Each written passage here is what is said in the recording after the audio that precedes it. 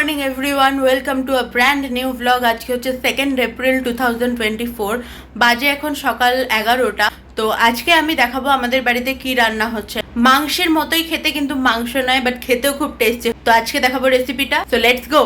তো প্রথমেই একটা প্রেশার কুকার নিয়ে নিলাম, তাতে মোটামুটি প্রায় 1 লিটার জল দিয়ে সেটাকে ভালো করে ফুটিয়ে তার মধ্যে দিয়ে দেবো কেটে রাখা এঁচড়গুলো। হ্যাঁ, আজকে বানাবো এঁচড়ের তরকারি। তার মধ্যে একটু নুন দিলাম, একটু হলুদ দিলাম, দিয়ে এটাকে মোটামুটি 6 থেকে 7টা সিটি অবধি আমরা এটাকে কুক করব। যতক্ষণ ওটা সেদ্ধ হচ্ছে ততক্ষণ এই দুটো আলুকে ছাড়িয়ে কেটে নিলাম ছোট ছোট টুকরো করে। তারপরে একটা কড়াইতে বেশ কিছুটা পরিমাণে সর্ষের তেল দিয়ে সেটাকে গরম করে তারপরে আলুগুলোকে ভালো করে ভেজে নেবো। খুব বেশি ভাজার দরকার পড়বে না। তার মধ্যে একটু নুন দিলাম, একটু হলুদ দিলাম।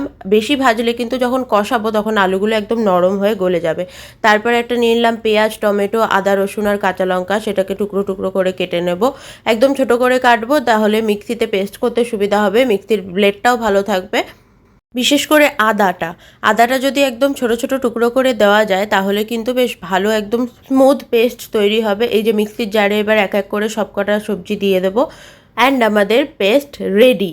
আমাদের এঁচোড়টাও কিন্তু সেদ্ধ হয়ে গেছে, আর এদিকে আলুটাও বেশ ভালো মতো ভাজা হয়ে গেছে। এবার এক এক করে তুলে নেব। এবার ওই তেলেই সেদ্ধ করা এঁচোড়টাকে হালকা করে ভেজে নেব। তারপরে তেল কমিয়ে তার মধ্যে জিরে ফোড়ন দেবো। জিরে ফোড়নটা ভালো মতো ভাজা হয়ে গেলে তারপরে ওই বেটে রাখা মশলাটা দিয়ে দিলাম, দিয়ে ভালো করে কষাতে হবে যতক্ষণ না ভালো করে তেল ছেড়ে যাচ্ছে। এই যে এখন তেল ছেড়ে গেছে। এবার তারপরে একটা বাটিতে নুন, হলুদ, জিরে গুঁড়ো, ধনে গুঁড়ো, কাশ্মীরি লঙ্কার গুঁড়ো, রেড চিলি পাউডার সব দিয়ে অল্প একটু জল দিয়ে একটা পেস্ট বানিয়ে নেবো। পেস্টটা বানানো হয়ে গেলে সেই কষতে থাকা মশলাটার মধ্যে এবার ওটা ঢেলে দেবো, দিয়ে আরও বেশ খানিকক্ষণ ভালো করে কষতে থাকতে হবে। তারপরে অল্প একটু চিনি দেবো।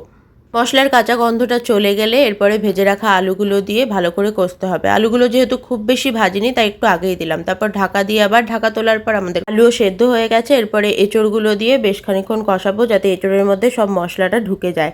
এরপর ভালো মতো কষানো হয়ে গেলে যতটা পরিমাণ ঝোল খেতে চাও ততটা পরিমাণ গরম জল এর মধ্যে দিয়ে দেবে, দিয়ে ভালো করে ফোটাতে হবে। ফোটানো হয়ে গেলে তারপর একটু ঢাকা দিয়ে দেবো, আর ঢাকা খোলার পরেই কিন্তু অল্প একটু গরম মশলার গুঁড়ো আর একটু বেশি করে ঘি দিয়ে নাড়লে কিন্তু আমাদের এঁচড়ের তরকারি রেডি। দেখো কালারটা কি সুন্দর এসছে না, আর গরম ভাতের সাথেও খেতে ভালো লাগছে। এখন বাজে সন্ধে 6:30 আর আমি এসেছি ব্যাগ প্যাক করতে। তোমরা তো কালকের ব্লগে দেখেইছো যে ইন্টার্নশিপ আমার শেষ হয়ে গেছে, আর তারপরে পল্লবীর বাড়িতে গিয়ে আমরা পিৎজা পার্টি করেছিলাম।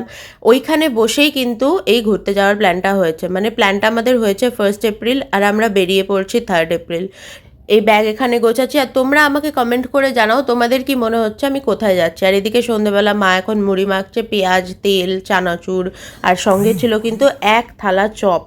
আর একটা পিঠের ব্যাগও নেবো, সেটাও চলো গুছিয়ে নিই, যেটার মধ্যে একদম এসেনশিয়াল জিনিসগুলো, যেমন এখানে একটা টয়লেটরি ব্যাগ, তারপরে কিছু পার্সোনাল কেয়ারের ব্যাগ, তারপর মেডিসিন, তারপরে আমার গগলস, সানগ্লাস, জলের বোতল, চিরুনি, এটসেট্রা। ওয়েল, বাজে এখন রাত্রি 10:30 আর আমার প্যাকিং ডান।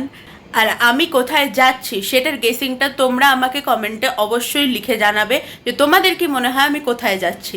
আর আসলে কোথায় গেলাম, কোথায় থাকলাম, কি কি করলাম, কেমন ঘুরলাম, সব কিছু জানার জন্য আমার চ্যানেলটা অবশ্যই সাবস্ক্রাইব করে নাও। আমি সম্পূর্ণ আপডেট এই চ্যানেলে ডে বাই ডে দিতে থাকবো।